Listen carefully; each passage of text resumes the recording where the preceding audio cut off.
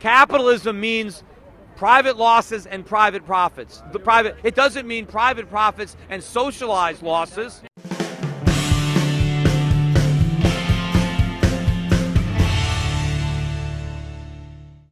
All right, this is Peter Schiff, and I've come down here to occupy Wall Street to represent the 1% and see if I can have a dialogue with the other 99%, maybe see if we can find some common ground. It's not capitalism that has failed them, it's socialism, it's corporatism, it's crony capitalism, it's fascism. That is the problem. Capitalism is the solution if we can only fully embrace it. Anyway, we got a few people around here, and I'm wondering who in particular would like to address any of their grievances.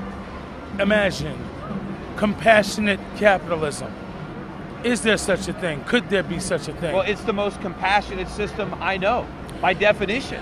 If you make 100 million, imagine how many jobs could be created if you just made 50 million. But what you're forgetting is, if I make 100 million, I had to create a lot of jobs to make that money. That's the point. When the capitalist is making money, there's a thing called greed, and the problem with well, we're all greedy. Everybody. No, we're not. Well, you cannot say that we're all greedy. Oh. You cannot. Well, don't you want things greedy. for yourself? You don't want more. You don't want better things for yourself. We better all life? do, and that's the problem. Right. Some of us are simple people. We just want a place to live. We just want some food in our refrigerator. And capitalism. We just want to take care of our kids. Capitalism is the best way to get those things. I mean, you're standing here. You're not naked. You have clothes on. The people that made those clothes did it to make a profit. And to make a profit, they had to make clothes that you can afford. Do you think that socialism is wrong? It is wrong. It's absolutely wrong. But first, why? I employ 150 people. I employ 150 people, right? I've created those jobs. How many jobs did you create? How many people did you employ? How much money have I given you? But you haven't given me anything. But my point is, I've created 150 jobs. I'm writing paychecks every week. I haven't given you anything? What do you? Everybody in this park has contributed to your fat ass bank account. How do you figure? In one way, shape, form, how, or fashion. How do you figure that? You know something? You need to open up your mind. Were the people in this park? Were the people in this park working 20-hour days, or when I started my company in my one-bedroom apartment? Were they there? No, they weren't. I'm quite sure they have been. Where do you stand concerning our plight? I feel for your plight. I knew these banks were going to fail. I wanted them to fail. I didn't want the government to bail them out. That's not capitalism. Capitalism would have let the banks fail. A lot of people on Wall Street would have lost their jobs if we had capitalism. Do you see this as a left-wing movement, or do you see this more as a populist, apolitical movement? Well, I think that people, especially young people, have a right to be pissed off. One of the problems people want is the forgiveness of the student loans. Why are there all these student loans? It's because the government guaranteed them. If the government minded its own business, then nobody could get a student loan. Well, there's never been a monopoly without government involvement. No, but my point is, if it wasn't for the government, college would be cheap. The tuitions would be low. It's only because the government subsidizes it and guarantees the loans. But who gets the shaft here? It's the kids. The colleges get all the money, and they stick the kids with the bill. They graduate with these worthless degrees with $100,000 or more in debt, and they can't get a job. And if they get a job, they're paying massive taxes. They're paying Social Security taxes to support a generation that voted in this Ponzi scheme before any of these people were born. They're paying income taxes. If there's anything left, they got to pay back their student loans, and they can't even discharge them in bankruptcy, and if they die, their parents are stuck with them. I think it's the corporations that get greedy and decide that, oh, why would we pay someone $8 an hour if we can get someone for 50 cents an hour in India? If you go back to the 1950s, for example, America paid the highest wages in the world, much higher than we do today, yet we produced the cheapest stuff. Our products cost less than products produced anywhere else in the world, and so we sold them all around the world. Why? How was it that we could pay the highest wages but produce the lowest cost stuff? It was because we had more capital. We had more capital because we had lower taxes and fewer regulations. What did you want to accomplish from coming to Occupy Wall Street? Well, I wanted to come down here because I see a protest movement, and I agree with the sentiment, and I agree with the fact that you should be protesting, It's just, my point is, it's Washington that should be the recipient of the protest. You guys should be marching on the White House and the Federal Reserve demanding your freedom back. Look, Steve Jobs just passed away. He made billions. How many people here have iPhones in their pockets? I feel like what you want is... He's not a humanitarian. He's a businessman. But dude, he enriched the lives of millions of people pursuing his own self-interest. I am not a ramp so that you can do an ollie in front of your camera. I actually want to have a conversation. The what? The 99% to 1% meme was just one meme out of many memes. What's a meme? I'm so sorry. A popular turn of phrase. Okay. So the catchphrase 99%. This is not 99% Park. It's Liberty Plaza. And the 99% catchphrase is not definitive of everyone here. It makes sense why a popularity meme would be popular. I understand you have to make money, but there's got to be regulations, because I believe in democracy, but I also believe in regulations. Right. The market has to grow at a sensible rate, right? It cannot grow too fast. Well, if the market grows too fast, it will crash. See, the regulation we want is the market. That's the regulation that works. The same thing is with labor. A corporation just can't take advantage of its workers and pay them as little as it wants, because businesses compete with one another to buy labor. Did a corporation end slavery, or did the government do it? Well, did corporations? What does slavery have to do with what we're talking about? We're saying what there is a role for government in our society, and corporations cannot do everything. But slavery was wrong to begin with, so let's not even. It was government that created it. Government is there to protect property, life, liberty, and that's it. I mean, you mentioned Walmart. So what are you afraid that Walmart's going to do to you? What am I afraid they're going to do to me? What is Walmart doing? You should go and ask the employees that are working in sweatshop type conditions that don't get enough hours, that don't have health care. How is it? Wait a minute. Then why don't they quit? I mean, Walmart doesn't hold a gun to their head if they can get a better job. So why did the rape victim get raped? What was she doing out late at night? Do you want to go back to 1920, 1930? What is this golden year that Republicans want to go back to? I don't want. What year? The 60s? The 70s? I don't want to go back to that technology, but I want to go back to that level of freedom. I want. The level of there was freedom more for freedom who? for everybody. Women couldn't vote at some point. African Americans and others had to ride in the back of the bus. I'm telling you. You want to go back there. Look, we don't want to go back. I'm telling you, there's more economic freedom. There was more economic freedom. Yes, but a lot more. Social freedom and social justice. There's been memorials for Steve Jobs all over the place, at every Apple store. There's reporters that are all around the world that never asked one single question to Steve Jobs when he was alive. Why are you manufacturing your iPhone in China and you don't have any of your manufacturing here in the United States? And I'll tell you why. Because we Do you think that's fair to the American people? Wait, the American people don't own those jobs. Steve Jobs has a right to manufacture where he wants. He does have a right to do it. And the problem is, we have made it too expensive for him to manufacture here. Oh, we did. The government. The American workers want too much? No, because the we government want too much put too much. Oh, it's the government's fault. Remember, the reason that employers want to lower wages is because their customers want low prices. Everybody in this park wants low prices. You can't have low prices. No, we don't. No, we don't. Do you believe that the federal government has a right to exist and to govern the lives of American people? It has the right to exist, but not in the form it exists today. It's operating outside the Constitution. Do you believe the EPA should be disbanded? I think it does a lot more harm than good. Do you believe the FDA should be disbanded? Yeah, I'd like to get rid of it. What about the FDA? Uh-huh. The Board of Education? I think we should. What about the Board of Education? I want to get rid of the entire Federal Department of Education. Yes, it is wasting our money, and it is running up the cost of education. Sir, what I've learned... No, let me finish. What I've learned over the years is to never argue with a fool, and you, my friend, are a fool. Okay, so I'm foolish, right? You're so foolish. I just stumbled into all my wealth. I run all these businesses. How could you disband the EPA and the FDA and the Board of Education? Because it's not the Board of Education. You're talking about the Department of Education. Wait, did I call you an idiot? Did I call you an idiot? No, you didn't. All right. 30% of the homeless people in America are veterans.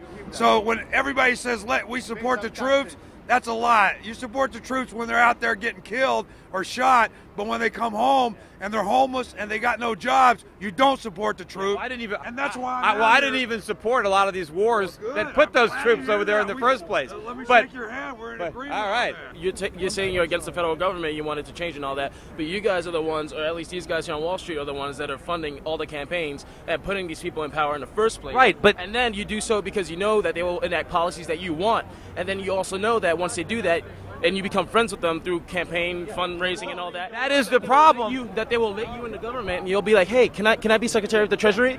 If they had no power, there'd be no lobbying. There'd be nothing to give out. We don't want the government to be able to pick winners and losers, to say you get a bailout and you don't, you pay a tax and you get a subsidy. That is the problem.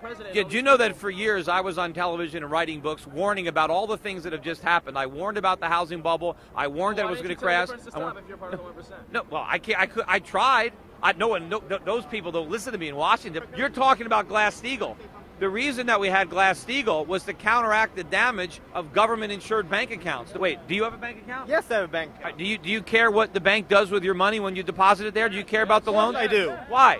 Do you worry? Because I don't want them to gamble with it. If the bank gambles with their money and loses, does it affect your deposit? Of course it does. How? It's insured by the government. If you take out Glass-Steagall, they use that money. Nobody in this area that has a bank account has ever looked at the bank's portfolio to see what kind of loans they're making. We're in the 1%, and we're in the 99%. Well, what? Wouldn't you like to get into the 1%? No, you don't want more money. You don't want. If I offered to put you in the 1% right now, you'd turn it down? And I would pay my share and get rid of the Bush tax cuts immediately. What do you? Immediately. Okay, let me ask you a question. Hold on. Buffett and his secretary. What? I would Let me ask pay you a my question. fair share Let me ask you a question. so that these folks could pay their student me ask you a loans, question. could get off of food stamps, could be successful, you a question. just like you. Wait. What are you Hold on. driving? Hold on. They don't have a car. I pay much more than 35% of my total income in tax. Pay? What do you think of the Less than Buffett me, plan? and I employed her. Well, Buffett is full of it because Warren Buffett is the biggest shareholder in Berkshire Hathaway, so he's paying a 35% tax on his profits. I am giving the government half of what I earn. You think they should take more? I think we should get rid of the Bush tax cuts. First of all, we should get rid of the corporate income tax because corporations don't pay taxes. Either their workers pay taxes, their customers pay the tax, or their shareholders. And a lot of the shareholders are elderly people who are trying to live off their retirement savings. Or people.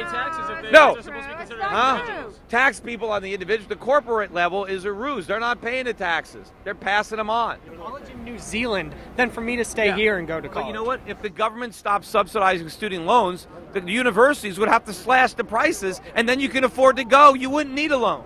Okay. Thank you for the answer. Do you believe that Franklin Delano Roosevelt did what he had to do in 1939? Government intervention? No, he caused the Great Depression. Yes, by doing exactly what Herbert Hoover did. What role did Wall Street play in this crisis in your No, they played a big role. Wall Street drank the alcohol that the Federal Reserve poured. But if there was no Fed pouring the alcohol, if Fannie and Freddie weren't guaranteeing all these mortgages, Wall Street wouldn't have originated them. So it was Wall Street working with government. But the source of the problem was government. Government started. That's how come when I was warning about the crisis back in 2004 and 2005, begging the Fed to raise interest rates, trying to get Fannie and Freddie out of the mortgage guarantee business, nobody wanted to listen to me. You know what the richest county is now in the United States? Washington County. It's now wealthier than Silicon Valley. Because it's all the money going to the bureaucrats. They're raising their pay. All the lobbyists are getting rich because the government is doling out all these favors. How can you how can you say that it's just the federal government when the people that were in the government, like Ronald Reagan, Secretary of the Treasury, was Don Regan. He was the Secretary of the Treasury then. In the Clinton years, there was Secretary of Treasury Rubin, and these guys were head of Goldman Sachs, head of Citigroup. And so these are the people that are actually making these economic policies. I agree with you on this. I want to get Wall Street's influence out of Washington. So this is what this is about. But when you're talking about businessmen, you're lumping everybody in the same category as Goldman Sachs and J.P. Morgan and Morgan Stanley. They're not. But I believe you're stuck on the synecdoche of Wall Street. It doesn't matter that it's Wall Street. Because we're protesting here, it's still getting seen everywhere else. The rap on this movement is that it's anti-capitalist, anti-business, that you guys are all walking around with copies of the Communist Manifesto in your pocket. That's not true at all. All right, well, clear it up. I've seen so many Ron Paul supporters and libertarians here, you'd be surprised. You sound like a libertarian yourself. 18 members of the Federal Reserve Board that have connections to the Federal Reserve are sitting right now on companies that receive part of the $700 billion TARP bailouts. What about the conflict of interest that exists between Wall Street and the Federal Reserve? You're 100% right. It's a disgrace. When I was on television, when they first proposed, I was against against TARP. I said, look, if there's a bank that is going to fail, you let it fail. You let the shareholders lose money. Let the bondholders lose money. Because if you bail them out now, it's a moral hazard, and we're just going to get more of that bad behavior in the future. You know, capitalism means private losses and private profits.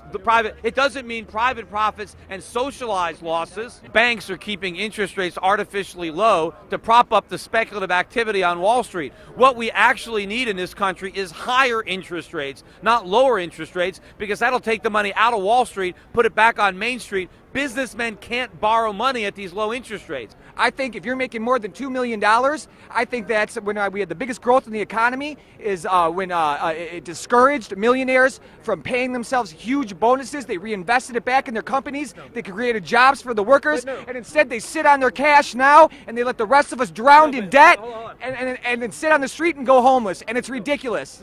So you think that I should pay 70% of my income above $2 million in tax? $2 million a year? Yes. Do you I think your next dollar should be taxed at 74%. Okay, so if that's the deal, you know what I would do? Once my income got to $2 million, I would stop working for the year. I would furlough my employees and say, you know what? I've made my limit. I'm not going to work for 30 cents on the dollar. I'm playing golf. I'm going fishing. I'll see you next February. How about that? How come that didn't apply in the 1970s and 1960s? Because nobody paid those taxes back then. You know how many? I would much rather. The economy was booming when the effective tax. Because no one paid those high taxes. Direct correlation with the national debt and the lowering of the effective tax rate on the wealthiest people in this country. You're not fooling anybody. Well, sure. I'm also at 1%, and I think you're making us look really bad. How do you figure? Because I think your facts are wrong, your logic is wrong. I don't my- want to get into a long discussion, but I don't think that you're helping. Well, my facts aren't wrong, but as a member of the 1%, what do you think? Do you think your taxes should be raised? Yes, I do. What percent of your income do you pay in taxes? 10%. How would you like to pay 50% like me? I would. Oh, really? Well, then why not write a bigger check when you pay your taxes instead of paying 10%? I would be very, I think. Well, no one's stopping you from paying more taxes. Yeah, and for many, many, many years until recent history, it was around 70%. It has only come down from 70% over the last 20, 30 years. Yes, nobody actually paid the 70%. There were so many loopholes and deductions. I'm glad you're talking, but I think there's many other 1%ers who would strongly disagree with you. Well, I can tell you this. Most people that make a lot of money, they're not going to work for 30 cents on the dollar.